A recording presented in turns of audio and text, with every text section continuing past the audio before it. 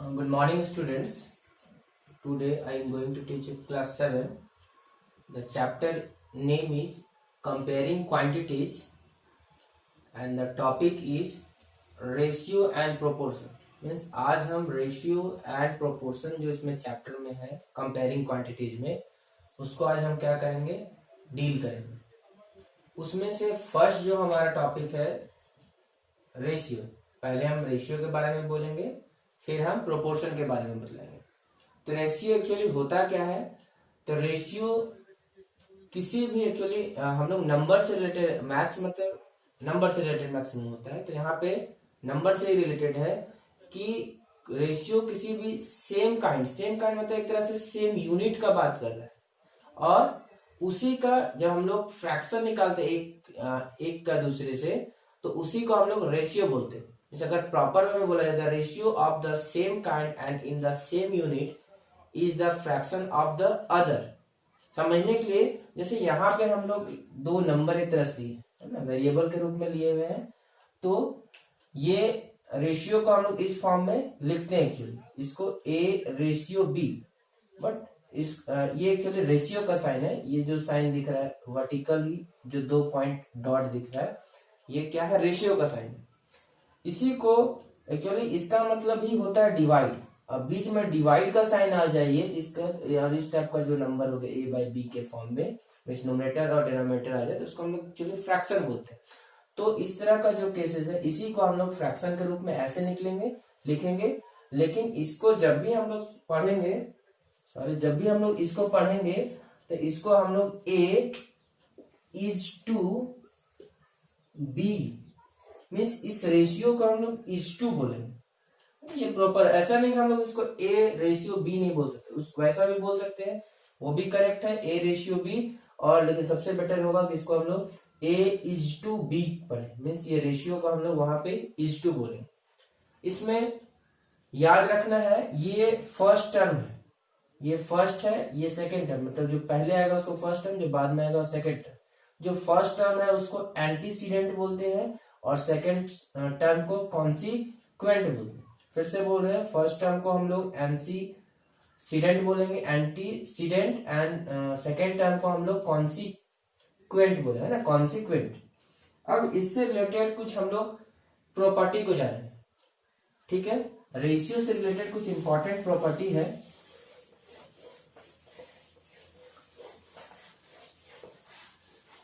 Property ये है कि एक्चुअली दो प्रॉपर्टी है। मान लेते हैं मेरे पास ए इज टू बी एक रेशियो दिया हुआ है, सेकेंड प्रॉपर्टी के लिए भी हम ए इज टू बी लेंगे। ये प्रॉपर्टी में क्या है एक्चुअली कि ये जो रेशियो है, ठीक है, ये जो रेशियो है, अगर इसमें हम किसी नंबर को सेम नंबर, है ना, सेम नंबर को अगर हम लोग मल्टीप्लाई कर देते, मान लेते ये सेम नंबर को हम लोग एम ले लें, सेम नंबर को एम ले लें, तो एम क्या किया, हम दोनों में मल्टीप्लाई कर दिए, तो इसका जो वैल्यू जो आएगा नो चेंज, है ना, जो वैल्यू होगा उसमें कोई भी चेंज नहीं होगा। अगर सेम नंबर को हम लोग मल्टीप्लाई, कोई भी रेशियो है उसमें अगर सेम नंबर को मल्टीप्लाई करते हैं, कोई चेंजेस नहीं आएगा। उसी तरह अगर इसी में ये a/2 मेरा b है, अगर सेम नंबर को हम डिवाइड करते हैं, मान लेते फिर से m को ही डिवाइड करें, कुछ भी x भी ले सकते थे, ऐसा कुछ नहीं है, कोई भी हम मान लीजिए जस्ट m को हम दोनों में सेम नंबर को डिवाइड किए, तो उस केस में जो वैल्यू आएगा फिर से कोई चेंजेस नहीं, बस ये याद रखना। ऐसे हम कुछ एग्जांपल लेके भी बतलाएंगे। और एक खास बात ये याद रखना है कि m नॉट इक्वल टू 0 होना चाहिए दोनों केसेस, है ना, क्योंकि अगर 0 इंटू कर देंगे तो फाइनली पूरा 0 हो जाएगा, फिर वापस ये चीज तो नहीं आएगी, फिर तो चेंज हो गया। इसलिए बस जो m जो हो हम लोग ले रहे हैं, मतलब जो सेम नंबर हम मल्टीप्लाई कर रहे हैं, वो कभी भी बस 0 नहीं लेना, बाकी हम कोई भी नंबर ले सकते हैं। तो अगर हम सेम नंबर को मल्टीप्लाई करें या डिवाइड करें, तो उस केस में जो फ्रैक्शन है उसमें कोई चेंजेस नहीं आएगा। जैसे एग्जाम्पल के लिए हम ले लेते हैं 3:4, ठीक है, एग्जाम्पल हम लोग ले रहे हैं 3:4। चलो इसमें हम क्या किए, ये मेरा 3:4 था, इसमें हम 2 इंटू कर देते हैं, ठीक है, ये मेरा आ गया 6 और ये हो गया 8, ठीक है। इसको हम लोग फ्रैक्शन के रूप में पहले लिख लेते हैं 6/8, इसको हम लोग चलो सिंपलेस्ट फॉर्म में करते हैं। टू थ्री जा टू फोर जा है, फाइनली मेरा 3:4 ही आ गई है ना। इसी को हम लोग फिर 3:4 लिख सकते हैं। उसी तरह अगर हम लोग डिवाइड करते हैं, क्योंकि सेम नंबर मल्टीप्लाई के सेम को हम काट भी सकते हैं, उसी तरह सेम को यहाँ काट भी सकते हैं, इसलिए कोई फर्क नहीं पड़ता है, वापस वही चीज आ जाएगा। ये हो गया एक्चुअली प्रॉपर्टी।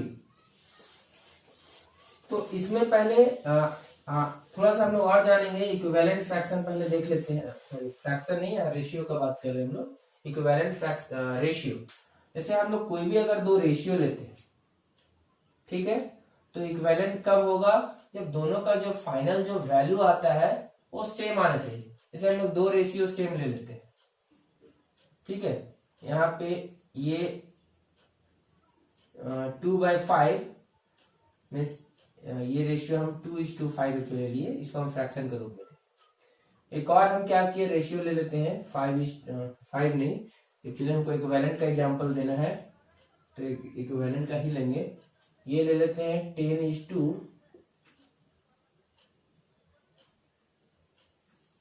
10:25, ठीक है। अब हम इसको क्या करेंगे, मान लेते इसको फ्रैक्शन में लिख लिए, इसको भी फ्रैक्शन में लिख लेते हैं, ठीक। इसको हम लोग सिंपलेस्ट फॉर्म में करेंगे, तो ये 5 के टेबल में 2 बार में, 5 के टेबल में 5 बार में, मीन्स ये जो फाइनल वैल्यू जो आ रहा है दोनों केस में, ये तो कटेगा नहीं, ठीक है। तो उस केस में दोनों का वैल्यू सेम आ रहा था, हम लोग बोल सकते हैं ये दोनों जो रेशियो है वो इक्विवेलेंट है।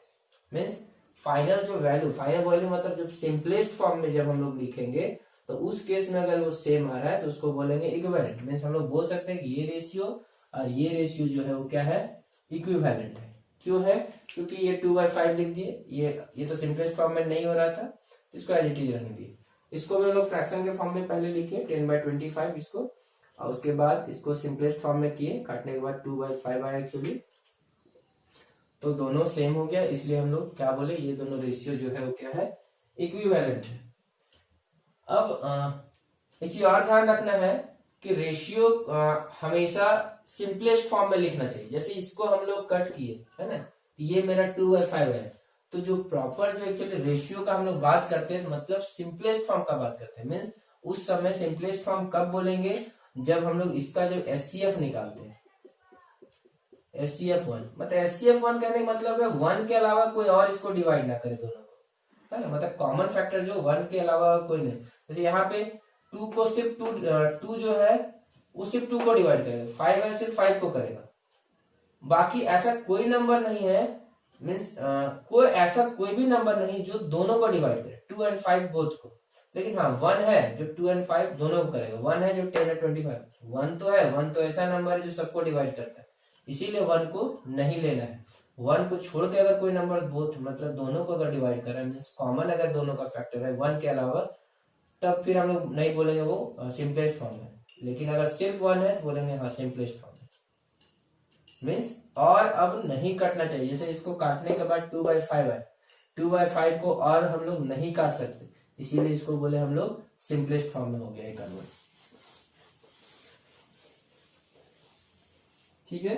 इसमें क्वेश्चन किस टाइप का आएगा, अगर सिंपल क्वेश्चन रहे तो कोई भी अगर मेरे दिया हुआ है, मान लेते हैं रेशियो, मान लेते हैं 55 इस टाइप का, तो एक क्वेश्चन आएगा कि इसको सिंपलेस्ट फॉर्म में लिखने, सिंपलेस्ट फॉर्म एक आता है सिंपली लिखने के लिए आएगा, तो ये बहुत इजी है। ये जो रेशियो है इसका मतलब होता है डिवाइड, है ना, और फर्स्ट टर्म हमेशा ऊपर जाएगा, मीन्स इतना डिवाइडेड बाय ये 55।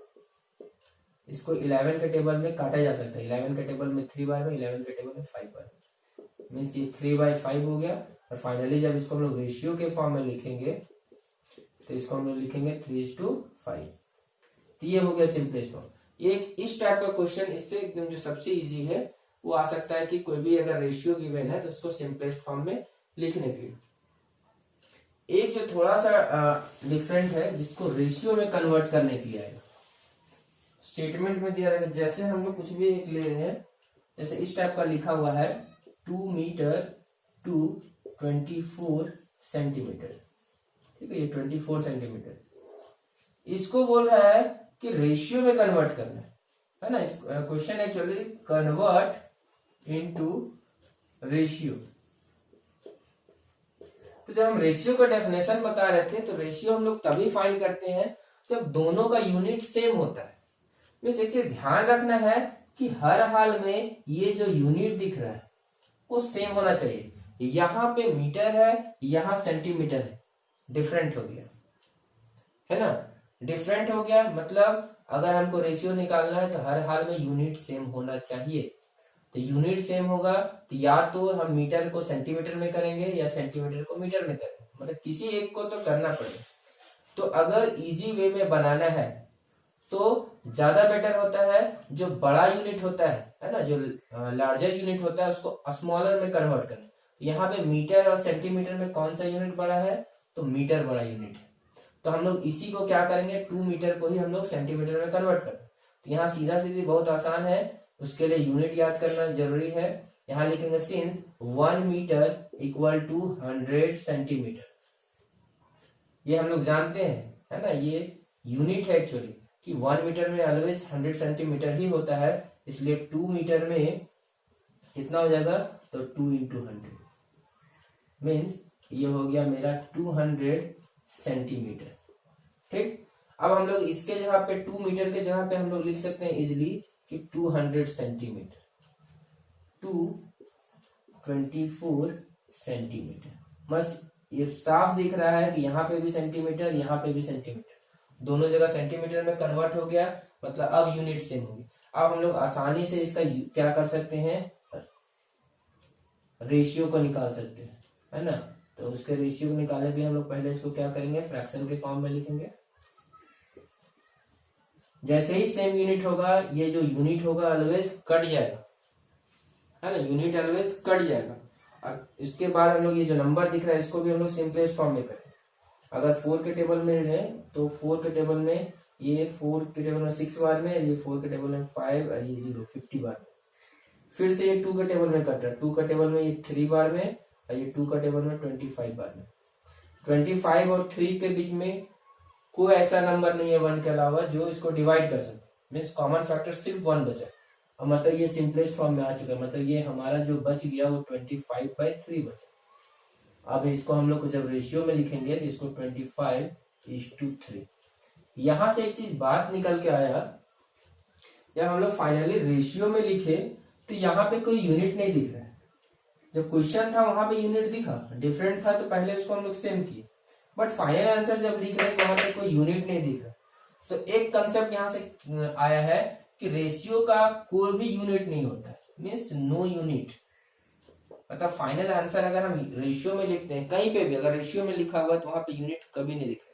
मतलब क्योंकि रेशियो हम लोग एक ही तरह का चीज को, मतलब एक ही यूनिट का मतलब नंबर्स को निकालते हैं, तो एक ही तरह का क्वांटिटी का निकालते हैं, इसलिए जो भी यूनिट होगा वो हमेशा कट जाएगा। क्योंकि हम लोग उस केस में रेशियो निकालने के लिए डिवाइड करते हैं, डिवाइड किए तो सेम यूनिट है तो कट जाएगा, और कट गया तो कुछ बचा ही नहीं, मीन्स नो यूनिट। याद रखना है रेशियो का कोई भी यूनिट नहीं होगा। ठीक है, ये एक इस तरह का होगा। इसी में अलग अलग तरह का हो सकता है। मान लेते 24 आवर्स इज टू 1 डे, तो पहले यूनिट को हम लोग कन्वर्ट करना, डे को आवर में करना है ना, उसके लिए यूनिट याद रखना है। अब हम लोग आते हैं प्रोपोर्शन में।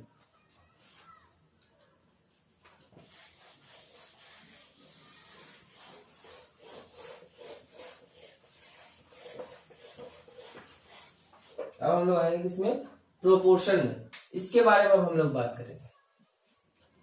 ठीक है, तो प्रोपोर्शन एक्चुअली इसका मतलब है कि दो, एक तरह से दो रेशियो को कंपेयर कर, मतलब अगर मेरे पास A, B, C and D इस तरह का 4 नंबर है मेरे पास, है ना, तो इसको हम कब बोलेंगे प्रोपोर्शन में है, जब इसको हम लोग ऐसे लिख पाएंगे A:B।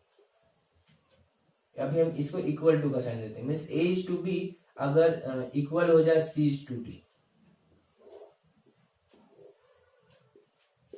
A:B अगर इक्वल हो जाए C:D का, तो हम लोग बोलेंगे कि हाँ ABCD एक्चुअली प्रोपोर्शन में है ना, A:B प्रोपोर्शन टू C:D। लेकिन इसको हम लोग जब भी लिखेंगे है ना, जब इसको नोटेशन में लिखेंगे तो इसको हम लोग यहाँ पे जो प्रोपोर्शन का साइन है, मतलब ये जो इक्वल टू है वो इस फॉर्म में क्या हो जाएगा, कन्वर्ट हो जाएगा। मीन्स ये जो दिख रहा है 4 डॉट, वो हमेशा वो किसको डिनोट कर रहा है, एक्चुअली प्रोपोर्शन को डिनोट कर रहा है। मतलब हम लोग उसको इस फॉर्म में लिखेंगे। ठीक है, इसमें हाँ, इसको लिखने के बाद एक चीज ध्यान रखना है, ये जो दिख रहा है ये जो दो टर्म, इसको बोलते हैं मीन टर्म, मतलब बीच वाला टर्म है ये। और ये क्या है, बाहर दिख रहा है ना, ये जो पूरा जो दिख रहा है ये एकदम बाहर का दोनों हो गया, इसीलिए इसको एक्सट्रीम बोलते हैं, है ना। एक्सट्रीम मीन्स बीच का दो मीन टर्म और बाहर का दो क्या कहलाएगा, एक्सट्रीम टर्म कहलाएगा। ठीक है, इसमें टोटल नंबर ऑफ अगर हम टर्म्स देखें तो कितना है, 1 2 3 4 टर्म, मीन्स इसको फर्स्ट टर्म बोलेंगे। अगर कोई तुमसे पूछता है कि बताओ थर्ड टर्म कौन है, तो ऐसे फर्स्ट सेकेंड थर्ड, हाँ थर्ड टर्म कौन है, ये है ना। ये मतलब टोटल नंबर ऑफ टर्म्स जो है इसमें एक्चुअली 4 होता है। उसके बाद नेक्स्ट इसमें कुछ खास बात देखेंगे, अगर हम लोग दोनों मीन मतलब ये दोनों है ना, ये दोनों को हम लोग इंटू करते हैं और एक्सट्रीम को मीन्स a इंटू डी करते हैं, तो ये ऑलवेज क्या होगा, सेम है। एक तरह से ये प्रॉपर्टी हो गया। इसको याद रखने के लिए क्या करेंगे, जैसे हम लोग कंपेयर करने के लिए पहले करते थे, फ्रैक्शन लिख दिए, ये तो इक्वल है ही, और ये c बाई डी हो गया, तो सॉरी c बाई डी हो गया। तो हम लोग क्या करते थे, क्रॉस करते थे, ठीक है, a इंटू डी और ये b इंटू सी, है ना, इक्वल होता है। इसीलिए प्रॉपर्टी एक्चुअली यहीं से बन के आया, तो ये याद रखना है। तो ये अभी हम मेरा बहुत सारा क्वेश्चन को सॉल्व करने में हेल्प भी करेगा, कि अगर हम लोग दोनों मीन और मतलब जो मीन में सो और जो एक्सट्रीम में सो, अगर हम उसको मल्टीप्लाई करते हैं तो उस केस में ये ऑलवेज इक्वल आता है ना। तो ये हम लोग को याद रखना है, means product of mean and product of extreme are always equal, अगर कोई प्रोपोर्शन में है तो। नेक्स्ट, कभी कभी क्या होगा, कोई कोई केस में ये जो प्रोपोर्शन है हो सकता है ऐसे दिया है a/b, फिर यहाँ प्रोपोर्शन का साइन तो होगा ही, फिर b/, मान लेते हैं यहाँ पे c, बीच का दोनों सेम दे दे, यहाँ पे देख रहे हैं बीच में दोनों सेम हो, तो एक तरह से ये क्या हो गया, b कंटिन्यू हो गया, इसीलिए इसको कंटिन्यूड प्रोपोर्शन बोलते हैं। याद रखना है, अगर बीच का दोनों जो मीन टर्म जो एक्चुअली दिख रहा है वो अगर इस टाइप का है, मतलब दोनों सेम हो जाए, तो उसको हम लोग कंटिन्यूड प्रोपोर्शन बोलेंगे। मीन्स इस केस में हम लोग इसको चाहे तो एक ही बार b को लिख सकते हैं, है ना। यहाँ से खास बात आता है कि अगर हम b का वैल्यू निकालना चाहे तो ये दोनों को इंटू करेंगे, ये दोनों, तो जैसे यहाँ पे हम इंटू कर रहे हैं, ये हम लोग क्या करते हैं, दोनों बीच वाला मतलब मीन को हम लोग एक साथ इंटू करते हैं, तो मीन तो b इंटू बी है और इक्वल होता है एक्सट्रीम के बराबर उसके प्रोडक्ट का, तो ये हो गया b² इक्वल टू ac, और ये b इक्वल टू रूट अंदर क्या हो गया, ac हो गया, है ना। तो इस तरह से हम लोग b का वैल्यू जब इस टाइप का केसेस होगा तो उस समय ये कर सकते हैं। मेनली हमको क्या करना याद रखना है कि कभी भी कोई प्रोपोर्शन हमें दिया हुआ है तो मीन का प्रोडक्ट एंड एक्सट्रीम का प्रोडक्ट जो होता है वो ऑलवेज इक्वल होता है। ठीक है, इसमें क्वेश्चन किस टाइप का आएगा प्रोपोर्शन से वो हम बतला रहे हैं। जैसे यहाँ पे दिया हुआ रहेगा, जैसे यहाँ पे दिया हुआ है 22, 33, 42 और 63 मान लेते हैं, ये दिया हुआ है 4 डिफरेंट टाइप्स ऑफ नंबर्स दिया हुआ है। क्वेश्चन आएगा कि क्या ये प्रोपोर्शन में है ना, क्वेश्चन पूछा जाएगा क्या ये प्रोपोर्शन में है। तो एक तो उपाय है कि दोनों एक्सट्रीम को इंटू करके और दोनों मीन को इंटू करके अगर इक्वल आ गया तो है प्रोपोर्शन। तो ऐसे भी हम लोग कर सकते हैं, ज्यादा बेटर होगा कि हम लोग फर्स्ट टू को मतलब रेशियो में पहले लिखते हैं, है ना, और उसको भी हम लोग क्या किए ऐसे लिख दिए, ये ज्यादा इजी होगा उसको अगर हम सिंपलेस्ट फॉर्म में करके करें। अगर इसको हम लोग सिंपलेस्ट फॉर्म में करते हैं तो 11 के टेबल में 2 बार में, ये 3 बार में, मीन्स ये 2/3 आ गया। और इसको अगर हम लोग करते हैं ये तो 7 के टेबल में करते हैं, 7 7 जब 49, सॉरी 42 है ना, 7 6 जब, और ये 9 बार में 63, फिर ये 3 का टेबल से जा रहा है और ये 3 का टेबल, मतलब ये कितना आ गया 2/3, है ना, मतलब इसको हम सिंपलेस्ट फॉर्म में पहले कर लेंगे, फर्स्ट टू और लास्ट टू को, क्योंकि ये रेशियो होता है प्रोपोर्शन में। तो जब हम जैसे ही इसको सिंपलेस्ट फॉर्म में करते हैं तो फाइनल जो मेरा जो ये आंसर दिख रहा है वो सेम दिख रहा है। और अगर इस टाइप का सेम आ जाए तो हम लोग उसको क्या बोलेंगे कि हाँ ये यस 22 to 33, 42 एंड 63 ये जो चारों नंबर दिख रहा है वो प्रोपोर्शन में है। ठीक है, दूसरा तरीका क्या होगा, उस केस में थोड़ा मल्टीप्लाई करना पड़ेगा। ये दोनों मीन को हम लोग मल्टीप्लाई कर देंगे और ये दोनों एक्सट्रीम को हम लोग मल्टीप्लाई कर देंगे। अगर मल्टीप्लाई करने के बाद सेम आएगा तो बोलेंगे हाँ प्रोपोर्शन। आप लोग चेक कर सकते हैं ये दोनों मल्टीप्लाई करके, और ये दोनों को देखिएगा आंसर ऑलवेज क्या आएगा, सेम आएगा। एक और तरह का कैसा क्वेश्चन आएगा, इसमें वैल्यू फाइंड करने आएगा। ठीक है, वैल्यू फाइंड करने आएगा। जैसे यहाँ पे दिया हुआ रहेगा x is to 18, प्रोपोर्शन का यहाँ साइन है, प्रोपोर्शन 5:3। ठीक है, यहाँ पे साफ दिख रहा है कि 8x is to जो 18 है वो प्रोपोर्शन है 5:3 का। और जब कोई भी चीज प्रोपोर्शन में रहता है तो उस केस में जो एक्सट्रीम का प्रोडक्ट होता है और जो मीन का प्रोडक्ट होता है वो सेम होता है। मतलब यहां से हम लोग क्लियर लिख सकते हैं कि या तो अगर उतना अगर मतलब वो चीज तो ठीक है, हम लोग लिख सकते हैं यहाँ पे product of means equal to product of extremes. Means यहां से क्या हो गया, प्रोडक्ट ऑफ मीन क्या है 18 इंटू 5 हो जाएगा, और एक्सट्रीम है x इंटू 3। ठीक है, यहां से जब x का वैल्यू निकालेंगे तो 18 इंटू 5 बाई ये 3 डिवाइड हो जाएगा, क्योंकि ये मल्टीप्लाई में है। 3 का टेबल में 6 बार में, तो 6 5 जाए ये 30 आ गया। मीन्स ये x का वैल्यू जो एक्चुअली मेरा आ रहा है वो 30 आ रहा है।